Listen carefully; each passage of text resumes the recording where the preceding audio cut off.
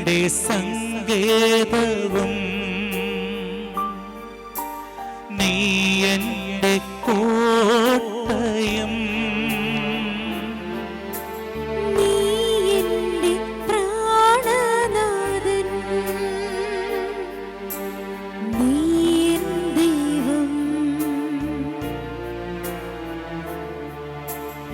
ആരാധിക്കും ഞാൻ പൂർണ്ണ ഹൃദയമോടെ.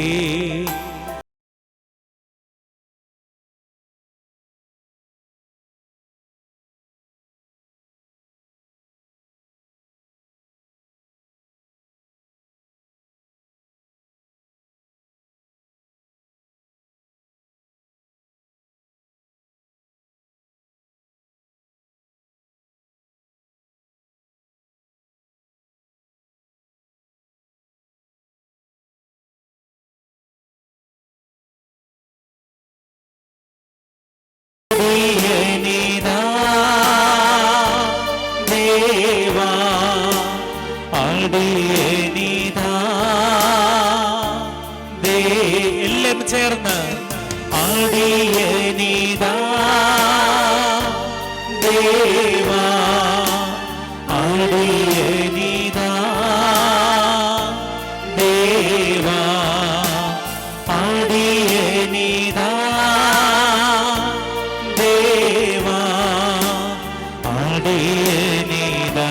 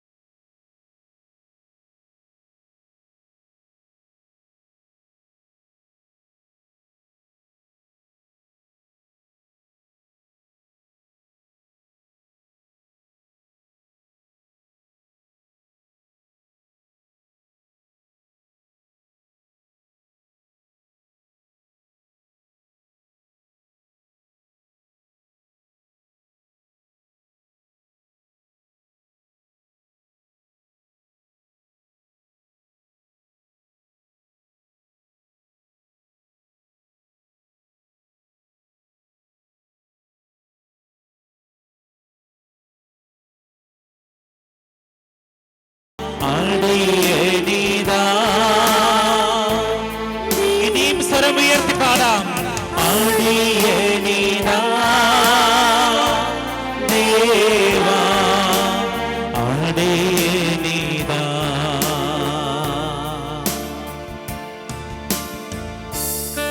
പരിശുദ്ധ പരമ ദിവ്യകാരുണ്യത്തിന് എന്നേരവും ആരാധനയും സ്തുതിയും പുകഴ്ചയും ഉണ്ടായിരിക്കട്ടെ. പരിശുദ്ധ പരമ ദിവ്യകാരുണ്യത്തിന് എന്നേരവും ആരാധനയും സ്തുതിയും പുകഴ്ചയും ഉണ്ടായിരിക്കട്ടെ. പരിശുദ്ധ പരമ ദിവ്യകാരുണ്യത്തിന് എന്നേരവും ആരാധനയും സ്തുതിയും പുകഴ്ചയും ഉണ്ടായിരിക്കട്ടെ. ഇരിക്കാം.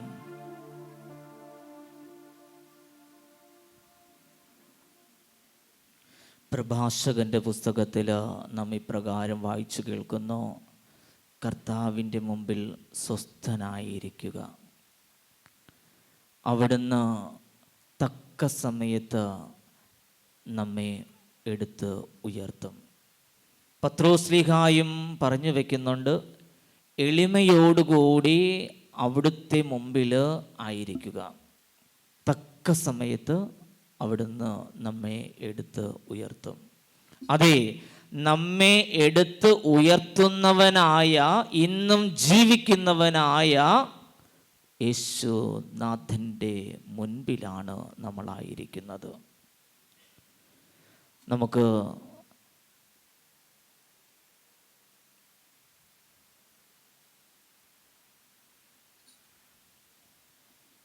ഈശോ നമ്മുടെ ഏക കർത്താവും നമ്മുടെ ഏക രക്ഷകനുമാണെന്ന് നമ്മൾ ഏറ്റുപറയുന്നുണ്ട്. നമ്മുടെ ക്രൈസ്തവ ജീവിതം മുഴുവനും ഞായറാഴ്ച ദിവ്യബലി മധ്യേ നാം ഏറ്റുചൊല്ലുന്ന വിശ്വാസ പ്രമാണത്തിലുണ്ട് എന്ന് നമുക്കറിയാം. അതെ, ജീവിക്കുന്നവനായ ദൈവത്തിൻ്റെ മുൻപിൽ നാം കാണുമ്പോൾ അത് വെറും ഒരു ഓസ്തിയുടെ രൂപത്തിൽ, പക്ഷേ അവൻ്റെ ദിവ്യമായ ശരീരം, നമുക്ക് വേണ്ടി കീറി മുറിക്കപ്പെട്ട ശരീരമാണ് ഇത്. അവൻ്റെ മുമ്പിലാണ് നാം ആയിരിക്കുന്നത്. നമുക്ക് കരങ്ങൾ ഉയർത്തി അവിടുത്തെ സ്തുതിക്കാം. യേശുവേ ആരാധന, ആരാധന, ആരാധന, യേശുവേ ആരാധന, യേശുവേ ആരാധന, ഹല്ലേലൂയ, ഹല്ലേലൂയ. യേശുവേ നന്ദി, യേശുവേ നന്ദി. നമ്മൾ സാധാരണ മനുഷ്യരാണ്. യേശുവേ നന്ദി, യേശുവേ നമുക്കൊന്നും ചെയ്യുവാൻ സാധ്യമല്ല. Hallelujah, hallelujah. എല്ലാം സാധിക്കുന്നത് എന്നും ജീവിക്കുന്നവനായ തമ്പുരാനായ കർത്താവായ യേശുക്രിസ്തുവിന് മാത്രമേ. നമ്മുടെ പ്രയാസങ്ങളില്, നമ്മുടെ വേദനകളില്, നമ്മുടെ രോഗപീഠകളില്, നാം നേരിട്ടുകൊണ്ടിരിക്കുന്ന തടസ്സങ്ങളിലൊക്കെ കർത്താവിന് മാത്രമേ ഇറങ്ങി വന്ന് പ്രവർത്തിക്കുവാനും തൊട്ടനുഗ്രഹിച്ച് സൗഖ്യം തരുവാനും അവിടുത്തേക്ക് സാധിക്കുകയുള്ളൂ. ആ ദൈവത്തിന്റെ മുമ്പില് ബലഹീനതയും കുറവുകളും പാപങ്ങളും ഒക്കെയുള്ള നമ്മൾ ഓരോരുത്തരും സ്വരം ഉയർത്തിയാണ് അവിടുത്തെ സ്തുതിക്കേണ്ടത്. ഉയരട്ടെ. കൊടുങ്കാറ്റ് പോലെ അവിടുത്തെ ഈ നിമിഷം നമ്മൾ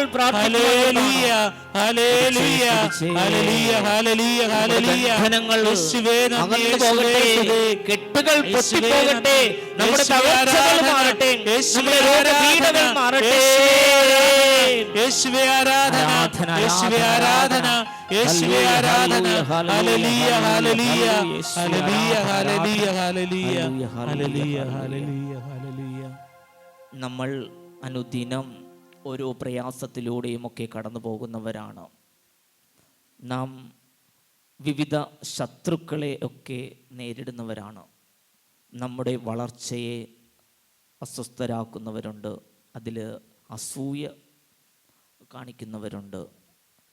നാം തകർന്നു പോകണം, നാം ഒരിക്കലും ഉയർന്നു പോകരുത് എന്ന് ആഗ്രഹിക്കുന്നവരൊക്കെയുണ്ട്. നമ്മുടെയൊക്കെ ചില പ്രാർത്ഥനകൾ, വർഷങ്ങളോളമുള്ള പ്രാർത്ഥനകൾ, ആവശ്യങ്ങൾ, ഇവ നമുക്ക് സാധിച്ചു കിട്ടാതെ വരുമ്പോൾ ഉണ്ടാകുന്ന നീറ്റലുകൾ, വേദനകൾ, നാം ഒരു കാര്യത്തിന് വേണ്ടി ഇറങ്ങി പുറപ്പെടുമ്പോൾ നമുക്ക് ആ കാര്യം സാധിച്ചു കിട്ടാതെ വരുന്ന അവസരങ്ങളിൽ, ഇപ്പോൾ കോഡിടാവും, ഇങ്ങനെയൊക്കെയുള്ള സാഹചര്യങ്ങളിൽ നമുക്ക് വചനം നൽകുന്നത് 20-ാം അധ്യായം, 2 ദിനവൃത്താന്തം 20-ാം അധ്യായമാണ്. 2 ദിനവൃത്താന്തം 20-ാം അധ്യായത്തിൽ തലക്കെട്ടിതാണ് ഏദോമിനെതിരെ യുദ്ധം. നമുക്കറിയാം, ജെറൂസലേം ദേവാലയം പണി കഴിപ്പിച്ചത് സോളമൻ രാജാവായിരുന്നുവെന്ന്.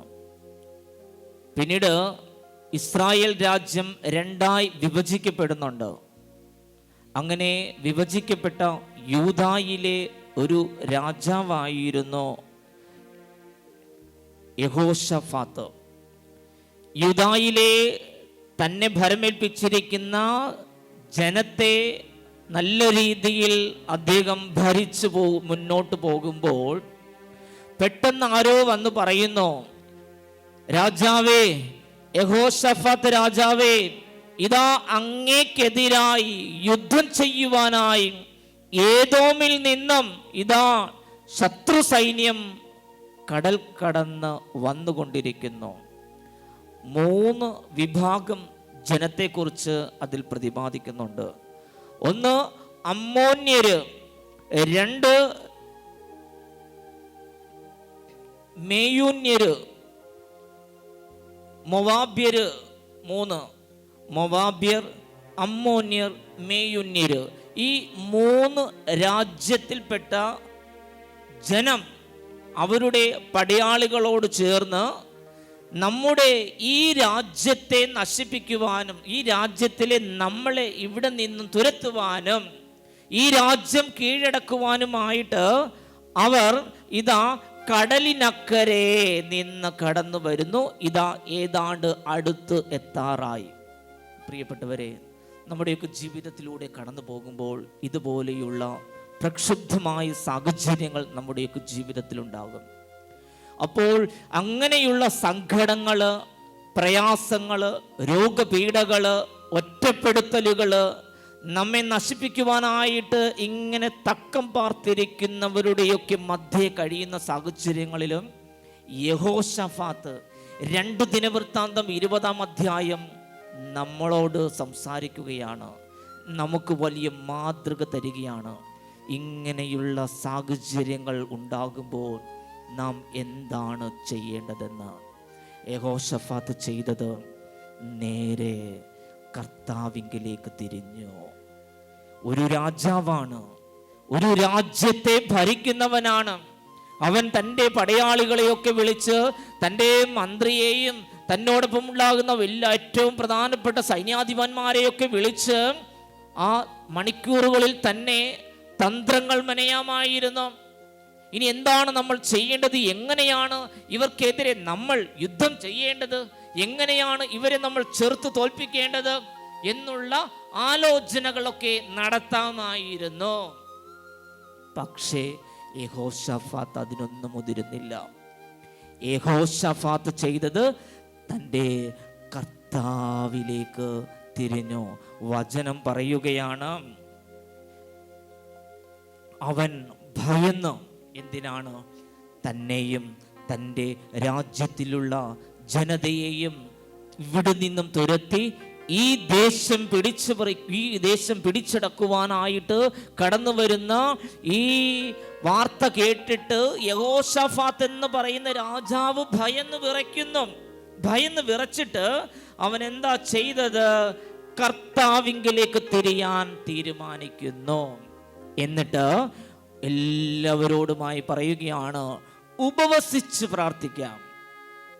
കർത്താവിൻ്റെ മുമ്പിലേക്ക് നമ്മൾ കടന്നു ചെന്ന് അവനിൽ ആശ്രയം പ്രാപിക്കാം. നമുക്കെല്ലാവർക്കും ഉപവസിക്കാം. അങ്ങനെ യഹോശഫാത്ത് എന്ന രാജാവിൻ്റെ ആ കൽപ്പന യൂദാ ജനത മുഴുവനും ഏറ്റെടുത്തുകൊണ്ട് അനുസരിച്ചുകൊണ്ട് അവർ ഉപവാസത്തിന് തയ്യാറായി. എന്നിട്ട് എവിടെയെങ്കിലും ഒത്തുകൂടണമല്ലോ. വചനം പറയുന്നു, അവർ കർത്താവിൻ്റെ ആലയത്തിൻ്റെ മുമ്പിൽ എല്ലാവരും വന്നു ചേർന്നു. യഹോശഫാത്തിന്റെ നേതൃത്വത്തിൽ യൂദായിലെ ജനത മുഴുവനും ഒരു ഇടവക വികാരിയോടൊപ്പം ചേർന്ന് ആ ഇടവകയിലെ ജനം മുഴുവനും ദേവാലയത്തിലേക്ക് കടന്നു വന്ന് പ്രാർത്ഥിക്കുന്നത് പോലെ അവരും ജെറുസലേം ദേവാലയത്തിന്റെ മുമ്പിൽ ദൈവത്തിന്റെ സമാഗമ കൂടാരം, ദൈവത്തിന്റെ സാന്നിധ്യം നിറഞ്ഞു നിന്നിരുന്ന ആ സ്ഥലത്ത് അവർ വന്നു ചേരുകയും കർത്താവിലേക്ക് അവർ പരിപൂർണമായി അഭയം പ്രാപിക്കുകയും ചെയ്തു. വെറുതെ അഭയം പ്രാപിച്ചതല്ല, വെറുതെ ഞങ്ങളെ രക്ഷിക്കണമേ എന്ന് മാത്രമല്ല യഹോശഫാത്തും ജനവും വിളിച്ചു പറഞ്ഞത്. ആ അധ്യായം വായിക്കുമ്പോൾ നമ്മുടെയൊക്കെ ചോര തിളയ്ക്കണം, നമ്മുടെയൊക്കെ പ്രാർത്ഥനകളുടെ ശക്തി കൂടണം, നമ്മുടെ വിശ്വാസത്തിന് ആഴം കൂടണം. നാം വിശ്വസിക്കുന്ന കർത്താവായ യേശു ക്രിസ്തുവിലേക്കുള്ള പരിപൂർണമായ സമർപ്പണവും അഭയവും അതിൻ്റെയൊക്കെ വ്യാപ്തി വർദ്ധിക്കണം. വളരെ മനോഹരമായിട്ട് യഹോശഫാത്ത് കർത്താവായ ദൈവത്തെ, ഇസ്രായേൽ ദൈവത്തെ മഹത്വപ്പെടുത്തുന്ന ഒരു കുറച്ച് വചനങ്ങളുണ്ട്. ഞങ്ങളുടെ പിതാക്കന്മാരുടെ ദൈവമായ കർത്താവേ. ആരായിരുന്നു അവരുടെ പിതാക്കന്മാർ? അബ്രഹാം, ഇസഹാക്ക്, യാക്കോബ്, ജോസഫ്, അങ്ങനെ അവരുടെ പൂർവ്വ പിതാക്കന്മാരെ അയവിറക്കുകയാണ്. അവരുടെ പിതാക്കന്മാരായ ദൈവമേ, അതായത് പഴയ ചരിത്രം മുഴുവനും കർത്താവിന്റെ ആലയത്തിന്റെ മുമ്പിൽ വന്നിട്ട് യഹോശാഫാത്ത് ജനത്തിന്റെ മുമ്പിൽ ഒരിക്കൽ കൂടി ഓർമ്മപ്പെടുത്തുകയാണ്, നമ്മുടെ ദൈവം ആരാണ്, അവൻ എങ്ങനെയാണ് തൻ്റെ സ്വന്തം ജനതയെ വഴി നടത്തിയത്, എന്തിന്റെ അടിസ്ഥാനത്തിലാണ് നമ്മൾ ഇപ്പോൾ ഈ യൂദയ രാജ്യത്ത് നിൽക്കുന്നത് എന്നുള്ള ഓർമ്മപ്പെടുത്തൽ.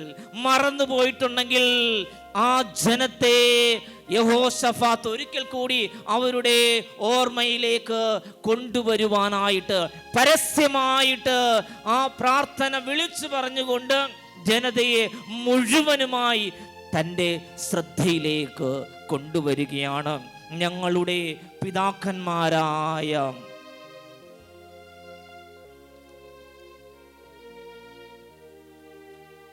ദൈവമായ കർത്താവേ, അവിടുന്ന് സ്വർഗസ്ഥനായ ദൈവമാണല്ലോ. നമ്മുടെയൊക്കെ പ്രാർത്ഥനകളിൽ ഉയരേണ്ടതാണ്, ഞങ്ങളുടെ ദൈവമായ കർത്താവേ, സ്വർഗസ്ഥനായ അപ്പാ പിതാവേ എന്നുള്ള പ്രാർത്ഥനകൾ. അത് ഹൃദയം നൊന്തുകൊണ്ടുള്ള, അത് ഹൃദയത്തിൻ്റെ അടിത്തട്ടിൽ നിന്നും അപ്രകാരമുള്ള പദങ്ങൾ കൊണ്ട്, വാക്കുകൾ കൊണ്ട് കർത്താവിൻ്റെ മുമ്പിൽ നാം ഏറ്റുചൊല്ലുമ്പോൾ യഹോശഫാത്ത് അനുഭവിച്ചതുപോലെ, യഹോശഫാത്ത് നേടിയെടുത്ത വിജയത്തെ പോലെ നമുക്കും ശത്രുക്കൾക്കെതിരെ വിജയം അനുഭവിക്കുവാൻ, രോഗപീഠകൾക്കെതിരെ സമാധാനം കൊള്ളുവാൻ, നേരിട്ട് കൊണ്ടിരിക്കുന്ന വിവിധ തടസ്സങ്ങളെ എടുത്തു മാറ്റുവാനുള്ള ശക്തി സ്വർഗത്തിൽ നിന്നും കർത്താവ് നമുക്ക് തരും. ഞങ്ങളുടെ കർത്താവായ ദൈവമേ, അങ്ങ് സ്വർഗത്തിൽ വസിക്കുന്നവനാണല്ലോ. ഭൂമിയിലുള്ള സകല ജനതകളെയും അവിടുന്നാണല്ലോ ഭരിക്കുന്നത്. യഹോശഫാത്ത് ഇവിടെ സ്വയം എളിമപ്പെടുകയാണ്.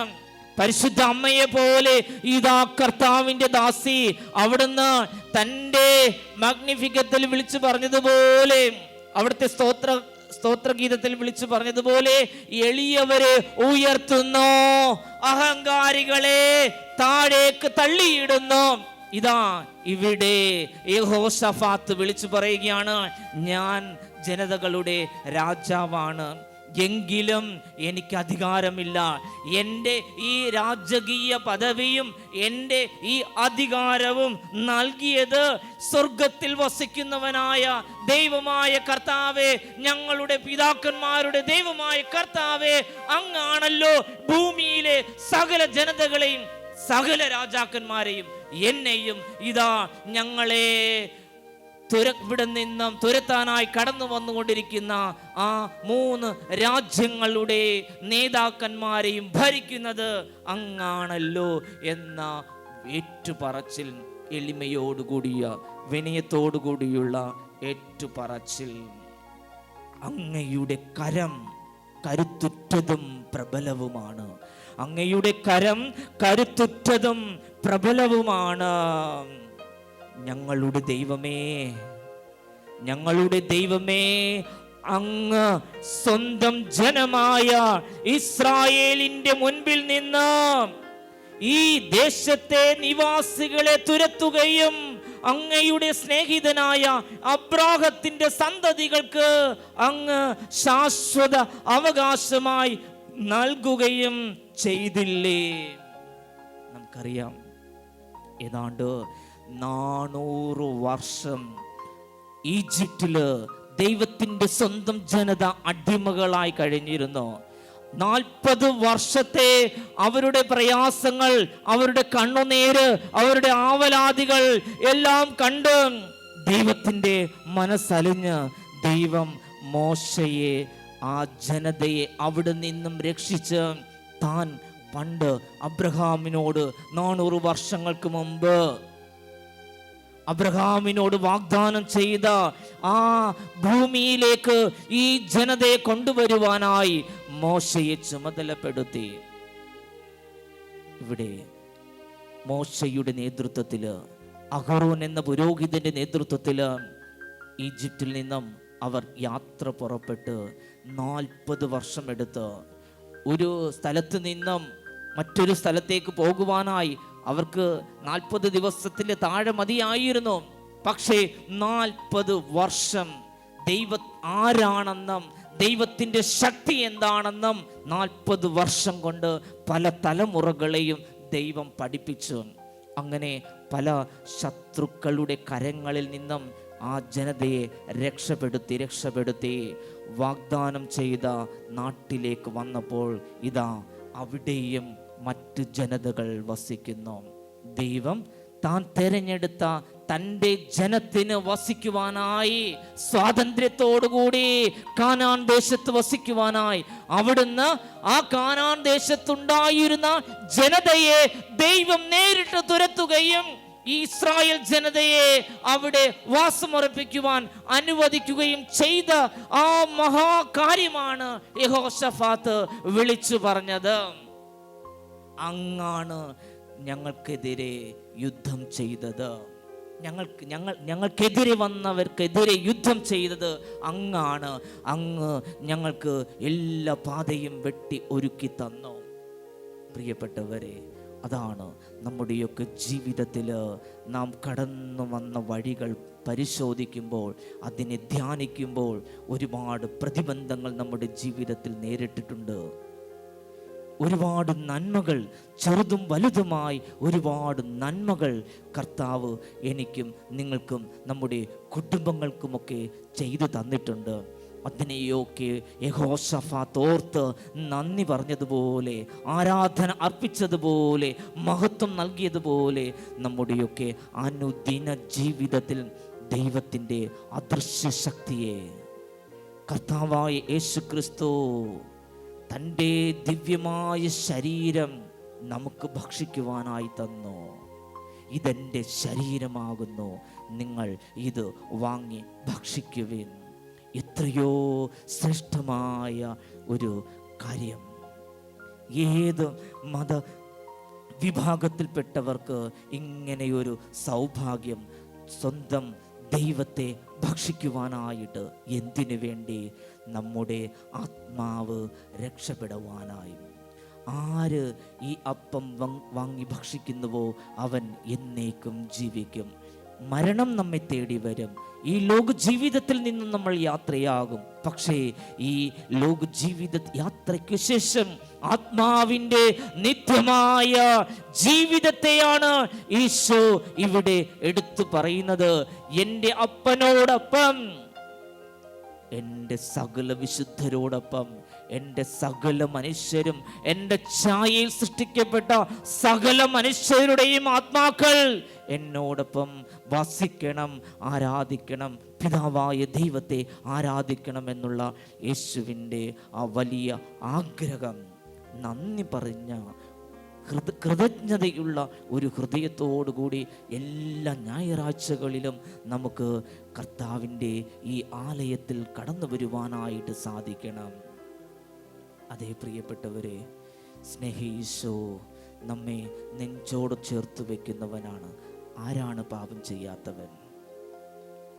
നമ്മളെല്ലാവരും തന്നെ പാപം ചെയ്യുന്നുണ്ട്. പാപത്തിൽ പിടിക്കപ്പെട്ട, പാപം ചെയ്ത് അതിൽ പിടിക്കപ്പെട്ട സ്ത്രീയെ കല്ലെറിഞ്ഞ് കൊല്ലുവാനായിട്ട് ഒരു വിഭാഗം മനുഷ്യർ ഒരു സ്ത്രീയെ ഓടിക്കുകയാണ്. അവൾ അഭയം പ്രാപിച്ചത് കർത്താവിൻ്റെ മുൻപിലാണ്. ഇവൾ വ്യഭിചാരമെന്ന കുറ്റം, തിന്മ ചെയ്തിരിക്കുന്നു. ഇവളെ കല്ലെറിഞ്ഞ് കൊല്ലണമെന്ന് മോശ എഴുതി വച്ചിരിക്കുന്ന നിയമം ഇപ്പോൾ ഞങ്ങൾക്ക് പ്രാബല്യത്തിൽ വരുത്തണം. എന്താ ഈശോ പറഞ്ഞത്? നിങ്ങളിൽ പാപം ചെയ്യാത്തവൻ ആദ്യം ഇവളെ കല്ലെറിയട്ടെ. എല്ലാവരും പോയി തങ്ങളുടെ കൈവശമുണ്ടായിരുന്ന എല്ലാ കല്ലുകളും താഴെയിട്ടിട്ട് എല്ലാവരും പോയി. അതേ പ്രിയപ്പെട്ടവരെ, ഒരു രീതിയിൽ അല്ലെങ്കിൽ മറ്റൊരു രീതിയിൽ നമ്മളെല്ലാവരും പാപത്തിൽ ജീവിക്കുന്നവരാണ്.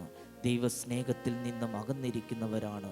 ദൈവത്തിൻ്റെ കൃപയിൽ നിന്നും, ദൈവത്തിൻ്റെ കൃപ നഷ്ടപ്പെടുത്തിയ പലരും നമ്മുടെ കൂട്ടത്തിലുണ്ട്.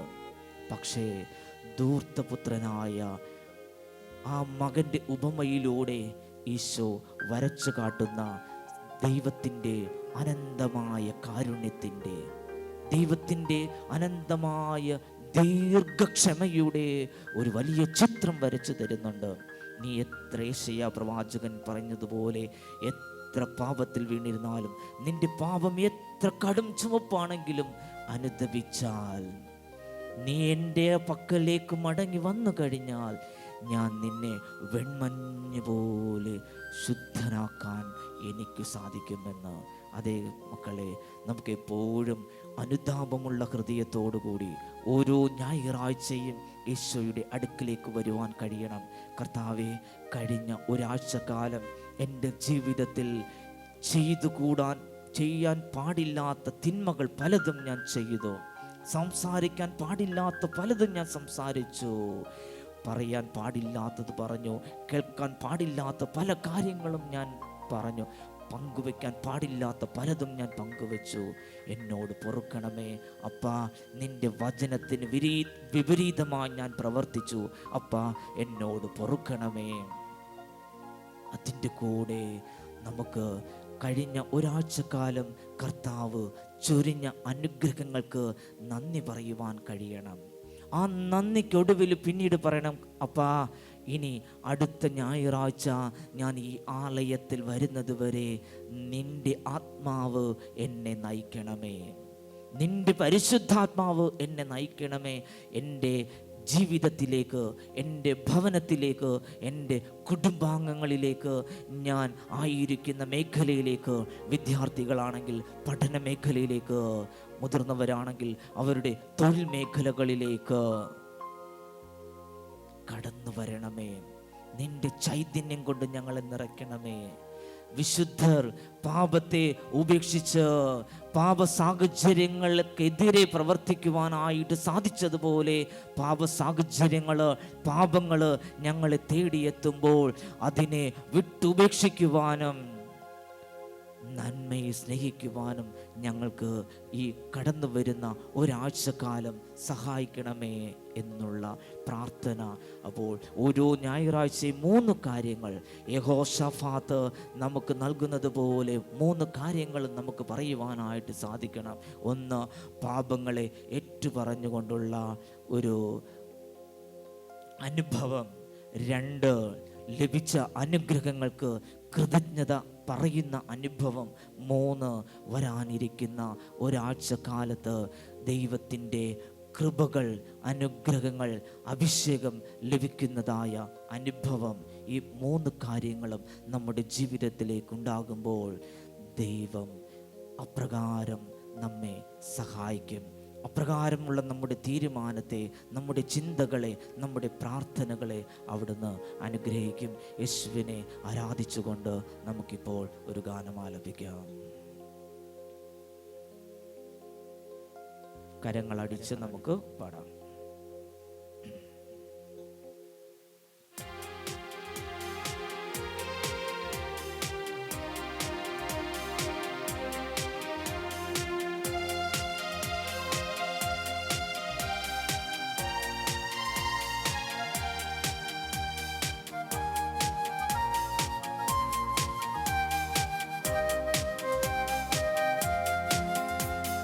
പെന്തക്കോസ്ത നാളിൽ മുൻമഴ പെയ്ച്ച പരമപിതാവേ പിന്മഴ നൽകാൻ. പെന്തക്കോസ്ത നാളിൽ മുൻമഴ പെയ്ച്ച പരമപിതാവേ പിന്മഴ നൽകാൻ. പിന്മഴ പെയ്യണം, മാലിന്യം മാറേണം, നെഞ്ചനമുണർന്നു വേല ചെയ്യുവാൻ. പിന്മഴ പെയ്യണം, മാലിന്യം മാറേണം, നെഞ്ചനമുണർന്നു വേല ചെയ്യുവാൻ.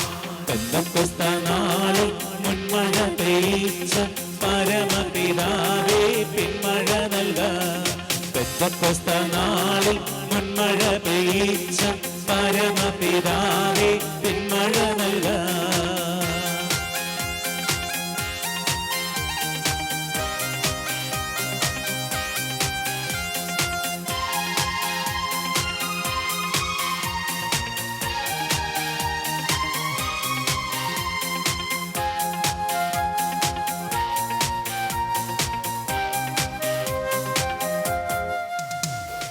മുട്ടോളമല്ല അരയോളം പോരാ, വലിയൊരു ജീവൻ നദിയൊഴുകാൻ.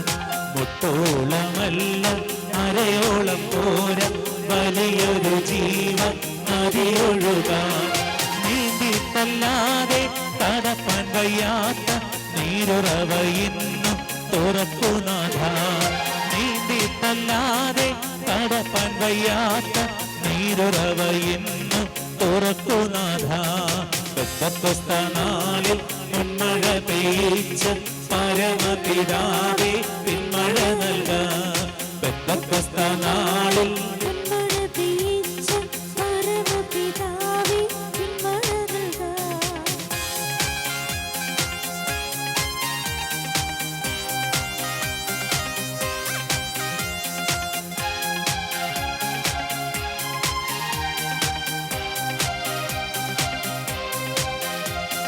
ചലിക്കുന്ന എല്ലാ പ്രാണികളും ഇന്ന് ചലനമുണ്ടാക്കി ജീവൻ പ്രാപിപ്പാൻ.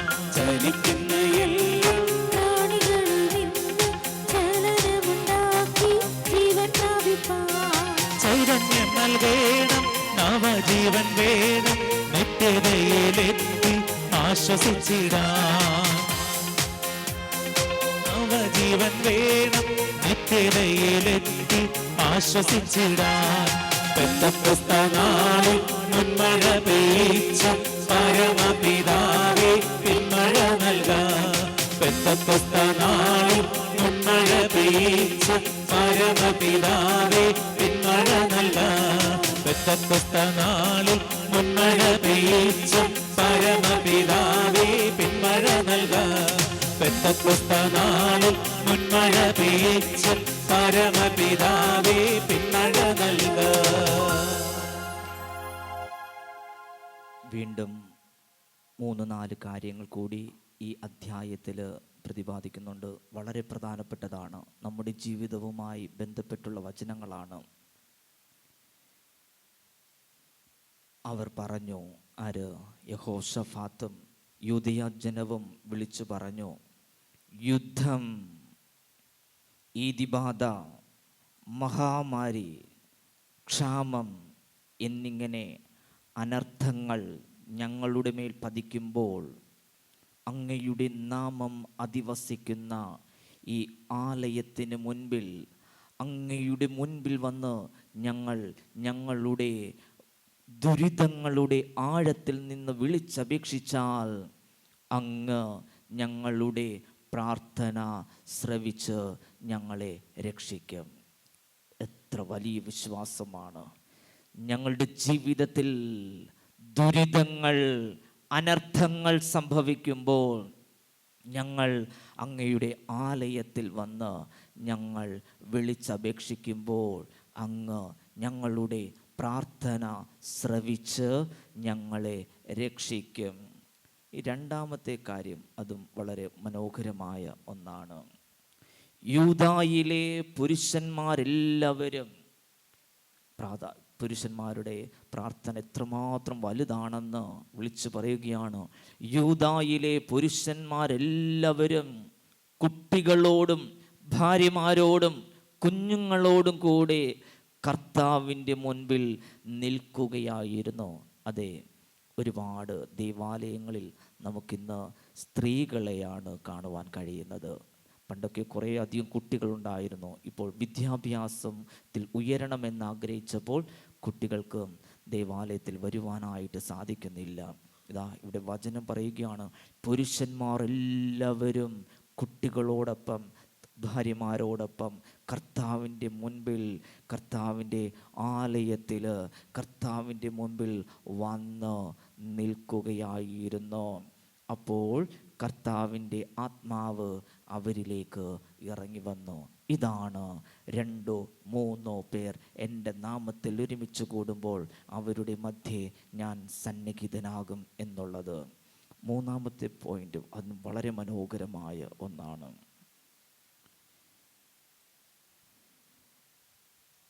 എല്ലാവരും എഴുന്നേറ്റ് നിന്ന് ഉച്ചത്തിൽ ഇസ്രായേലിൻ്റെ ദൈവമായ കർത്താവിനെ സ്തുതിച്ചു. കേട്ടോ, എല്ലാവരും എഴുന്നേറ്റ് നിന്ന് ഇസ്രായേലിൻ്റെ കർത്താവായ ദൈവത്തിനെ സ്തുതിച്ചു എന്നല്ല, ഉച്ചത്തിൽ സ്തുതിച്ചു. ദൈവത്തെ നമ്മൾ എത്രമാത്രം നമുക്ക് സംസാര ശേഷി കർത്താവ് തന്നിട്ടുണ്ട്. എത്രയോ പേരാണ് സംസാരിക്കാൻ കഴിവില്ലാതെ ഇരിക്കുന്നവർ, വിക്കുള്ളവർ, വായു രോഗങ്ങളുള്ളവർ. അതൊക്കെ വെച്ച് നോക്കുമ്പോൾ നമ്മൾ എത്രയോ ഭാഗ്യം ചെന്നവരാണ്. കർത്താവ് നൽകിയ ഈ സ്വരം, കർത്താവ് നൽകിയ ഈ അനുഗ്രഹം തിരിച്ച് നന്ദിയോടുകൂടി അവിടുത്തെ മുൻപിലേക്ക് ഉയർത്തുവാനുള്ളതാണ്. അപ്പോൾ എല്ലാവരും അനർത്ഥങ്ങളുണ്ടായപ്പോൾ, അവരുടെ ജീവിതത്തിൽ ക്ലേശങ്ങളുണ്ടായപ്പോൾ, ദുരിതങ്ങളുണ്ടായപ്പോൾ അവർ ഓടി അഭയം പ്രാപിച്ചത് കർത്താവായ ദൈവത്തിൻ്റെ മുൻപിൽ. എന്നിട്ട് എല്ലാവരും പുരുഷന്മാരോട് ചേർന്ന് എല്ലാവരും എഴുന്നേറ്റ് നിന്ന് പിന്നീട് എന്താ കണ്ടത്? എല്ലാവരും ദൈവമായ കർത്താവിനെ ഉച്ചത്തിൽ സ്തുതിച്ചു. അടുത്ത പോയിന്റ് വളരെ പ്രധാനപ്പെട്ട ഒരു പോയിന്റ്. വിശുദ്ധ വസ്ത്രങ്ങൾ അണിഞ്ഞ് സൈന്യങ്ങളുടെ മുൻപേ നടന്ന് കർത്താവിന് കൃതജ്ഞത അർപ്പിക്കുവിൻ. നോക്കണേ, ഒന്ന് വിശ്വാസം, പരിപൂർണമായ തങ്ങളെ തന്നെ സമർപ്പിച്ചുകൊണ്ട് ദൈവം ഞങ്ങളെ രക്ഷിക്കും എന്നുള്ള ഒരു വലിയ വിശ്വാസം പ്രാർത്ഥിക്കുവാനായിട്ട് എല്ലാവരും ഒത്തുകൂടുന്നു. പിന്നീട് എല്ലാവരും ഉച്ചത്തിൽ ദൈവത്തെ സ്തുതിക്കുന്നു. ഇതാ വിശുദ്ധ വസ്ത്രങ്ങൾ അണിഞ്ഞ് നമ്മൾ ഓരോ തവണ പള്ളിയിൽ വരുമ്പോഴും നല്ല വസ്ത്രങ്ങൾ അണിഞ്ഞു വന്നിട്ട് കർത്താവ് പറയുകയാണ്, കർത്താവായ ദൈവത്തെ നിങ്ങൾ കർത്താവിന് കൃതജ്ഞത അർപ്പിക്കുവിൻ. അപ്പോൾ കർത്താവ് അവർക്ക് വേണ്ടി അവരുടെ ശത്രുക്കൾക്കെതിരെ യുദ്ധം ചെയ്ത് അവിടുന്ന് അവരെ ആ നാട്ടിൽ നിന്നും തുരത്തുകയും ചെയ്തു.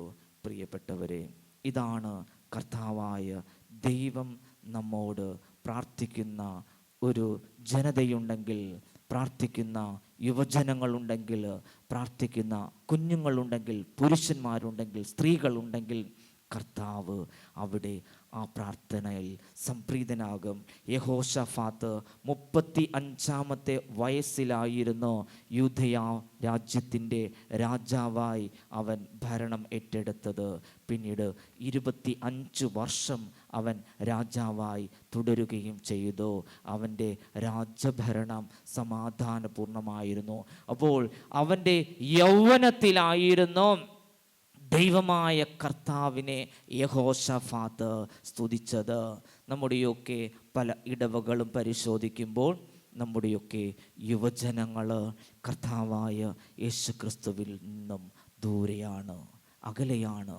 12ാം ക്ലാസ് വരെ കാറ്റഗീസം പഠിച്ചിട്ട് പിന്നീട് അവർ എവിടെ പോകുന്നു, എങ്ങോട്ട് പോകുന്നു, ഈശോ ആരാണ് എന്നുള്ള ബോധ്യമില്ല, തിരിച്ചറിവില്ല. ഇതാ യഹോശഫാത്ത് എന്ന് പറയുന്ന ഒരു യുവരാജാവ് തൻ്റെ ഭരണം, തന്നെ ഭരമേൽപ്പിച്ചിരിക്കുന്ന ജനതയെ അവന് വേണമെങ്കിൽ അവൻ്റെ ബുദ്ധിപൂർവം അവൻ ലഭിച്ചിരിക്കുന്ന കഴിവുകൾ ഉപയോഗിച്ചുകൊണ്ട് ശത്രുക്കൾക്കെതിരെ പോരാടാമായിരുന്നു. അങ്ങനെ പോരാടിയിരുന്നെങ്കിൽ അവൻ തോറ്റുപോകുമായിരുന്നു എന്നുള്ള ഒരു ഉറപ്പുണ്ടായിരുന്നു. ആ ഉറപ്പിൻ്റെ അടിസ്ഥാനത്തിൽ അവൻ അഭയം പ്രാപിച്ചത് കർത്താവിലായിരുന്നു. അതേ പ്രിയപ്പെട്ടവരെ, നമുക്കിപ്പോൾ ഒരിക്കൽ കൂടി ഈ കേട്ട കാര്യങ്ങളെല്ലാം ഓർമ്മിച്ചുകൊണ്ട് നമുക്ക് കർത്താവായ യേശു ക്രിസ്തുവിനെ ഒരിക്കൽ കൂടി ഇരു കരങ്ങളും സ്വർഗത്തിലേക്ക് ഉയർത്തിപ്പിടിച്ച് എഴുന്നേറ്റ് നിന്നുകൊണ്ട് നമുക്ക് സ്തുതിക്കാം. കാരണം കർത്താവ് ചില സമയത്ത് നമ്മുടെ ഉച്ചത്തിലുള്ള പ്രാർത്ഥനകളും സ്തുതിപ്പും ആരാധനയും അവിടുന്ന് ആഗ്രഹിക്കുന്നുണ്ട്. ചില സമയങ്ങളിൽ ശാന്തമായ പ്രാർത്ഥനയും അവിടുന്ന് ആഗ്രഹിക്കുന്നതോടൊപ്പം തന്നെ ഉച്ചത്തിൽ മഹത്വപ്പെടുത്തേണ്ട സമയത്ത്, സ്തുതിക്കേണ്ട സമയത്ത് നമുക്ക് സ്തുതിക്കുവാനായിട്ട് സാധിക്കണം. എല്ലാവരും എഴുന്നേറ്റ് കർത്താവായ യേശു ക്രിസ്തുവിനെ നമുക്ക് ഉച്ചത്തിൽ സ്തുതിക്കാം. യേശുവേ, ആരാധന ആരാധന ആരാധന ആരാധന. സ്വരം ഉയരട്ടെ, അപ്പച്ചന്മാരുടെ സ്വരം ഉയരട്ടെ, കുഞ്ഞുങ്ങളുടെ സ്വരം ഉയരട്ടെ, അമ്മമാരുടെ സ്വരം ഉയരട്ടെ. ഓ അപ്പാ, യേശുവേ, യേശുവേ ദൈവത്തെ അപ്പാ എന്ന് വിളിക്കാൻ ഹല്ലേലൂയ, പ്രാർത്ഥിക്കുവാനായിട്ട് ഞങ്ങളെ പഠിപ്പിച്ച പുത്രൻ തമ്പുരാനെ, ഹല്ലേലൂയ, ഹല്ലേലൂയ, വിളിച്ചാൽ വിളി കേൾക്കുന്നവനായ ഈശോനാഥ, ഹല്ലേലൂയ, ഹല്ലേലൂയ, ഹല്ലേലൂയ. ഇതാ ഈ മക്കൾ കരങ്ങൾ ഉയർത്തിപ്പിടിച്ചുകൊണ്ട് നിന്നെ സ്തുതിക്കുന്ന ഈ മക്കൾ ഹല്ലേലൂയ, ഹല്ലേലൂയ, ആരൊക്കെയാണോ അവരുടെ ഈ സ്തുതിപ്പിൽ അവരാവലാദികൾ, അവരുടെ സങ്കടങ്ങൾ, പ്രയാസങ്ങൾ, നേരിട്ടുകൊണ്ടിരിക്കുന്ന തകർച്ചകൾ, തടസ്സങ്ങൾ ഈശോയെ, hallelujah, hallelujah, hallelujah, hallelujah, hallelujah. നിറയ്ക്കണമേ യേശുവേ, യേശുവേ, യേശുവേ, യേശുവേ, യേശുവേ, യേശുവേ, ആധരം കൊണ്ട് സ്തുതിക്കുന്നവരായി മാത്രമാകാതെ ഹൃദയം കൊണ്ട് നിന്നെ സ്തുതിക്കുന്ന ഒരു ജനതയായി ഈ ഇടവക സമൂഹത്തെ അങ്ങ് മാറ്റണമേ ഈശോയേ. ഈശോയേ, ഈ മക്കൾ വസിക്കുന്ന കുടുംബങ്ങളിൽ എന്തെങ്കിലും ബന്ധനങ്ങളുണ്ടെങ്കിൽ, എന്തെങ്കിലും പൈശാചികമായ പീഡകൾ, ഉപദ്രവങ്ങൾ, ആ മക്കള്, ആ കുടുംബങ്ങള്, ആ ഭവനങ്ങള് ഉപദ്രവിക്കുന്നുണ്ടെങ്കിൽ ഈശോയെ, നിന്റെ തിരുക്കുരിശിനാൽ, നിന്റെ തിരുരക്തത്താൽ ഈ സമയം അവരുടെ ബന്ധനങ്ങളെ അഴിക്കണമേ ഈശോയെ. ഈശോയെ, തിരുരക്തത്താൽ കഴുകി വിശുദ്ധീകരിക്കണമേ ഈശോയെ. ഓ നാഥ, നിന്നെ ആരാധിക്കുന്ന ഒരു ജനതയാക്കി മാറ്റണമേ. പരിശുദ്ധ അമ്മയോട് ചേർന്ന് നിന്നുകൊണ്ട് നിന്നെ എന്നും ആരാധിക്കുന്ന ഒരു ജനതയാക്കി മാറ്റണമേ ഈശോയെ. ഈ സമൂഹത്തെ നീ വിശ്വാസത്തിൽ വർദ്ധിപ്പിക്കണമേ ഈശോയെ, വളർത്തണമേ ഈശോയെ. ഇവരുടെ സാമ്പത്തിക മേഖലകളെ ഈശോയെ ഉയർത്തണമേ, ഇനിയും ഉയർത്തണമേ. ഈ ഇടവക സമൂഹത്തില് നീ ആഗ്രഹിക്കുന്നത് പോലെയുള്ള മാറ്റങ്ങൾ ഇനിയും വേഗം സംഭവിക്കുവാനായി ഓരോ വ്യക്തിയിലേക്കും ഓരോ കുടുംബങ്ങളിലേക്കും പരിശുദ്ധ അമ്മ മാതാവിന്റെ ഇടപെടൽ വഴി നീ സ്വർഗം തുറന്ന് കനിഞ്ഞ് ആശീർവദിക്കണമേ, അനുഗ്രഹിക്കണമേ ഈശോയെ. ആരാധന, ആരാധന, ആരാധന. യേശുവേ, യേശുവേ, യേശുവേ, യേശുവേ.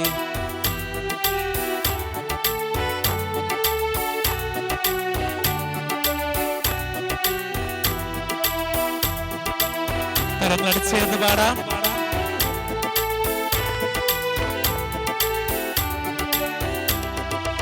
ആരാധിക്കുന്നേ, ഞങ്ങൾ ആരാധിക്കുന്നേ, ആത്മനാഥനേശുവിനെ ആരാധിക്കുന്നേ. ആരാധിക്കുന്നേ, ഞങ്ങൾ ആരാധിക്കുന്നേ, ആത്മനാഥനേശുവിനെ ആരാധിക്കുന്നേ. ആരാധിക്കുന്നേ, ഞങ്ങൾ ആരാധിക്കുന്നേ, ആത്മാവിലും സത്യത്തിലും ആരാധിക്കുന്നേ. ആരാധിക്കുന്നേ, ഞങ്ങൾ ആരാധിക്കുന്നേ, ആത്മാവിലും സത്യത്തിലും ആരാധിക്കുന്നേ. രണ്ട് കരങ്ങളും ഉയർത്തിയടിച്ചുകൊണ്ട് എല്ലാവരും ശിരസിന് മീതെ രണ്ട് കരങ്ങളും ഉയർത്തി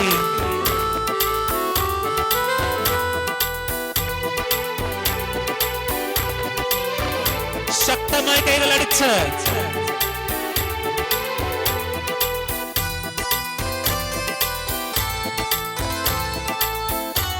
കൈകൾ താഴ്ത്താം.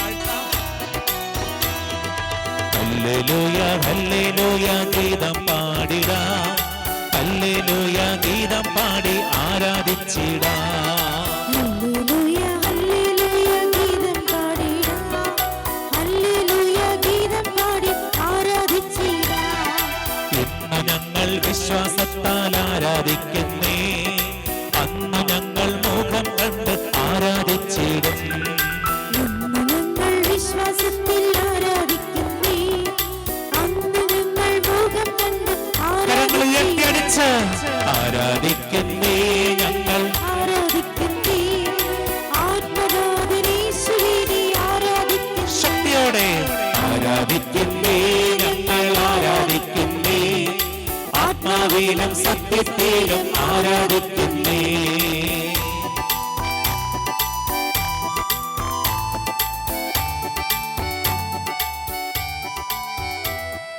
മുട്ടിൽമേ നിൽക്കാം.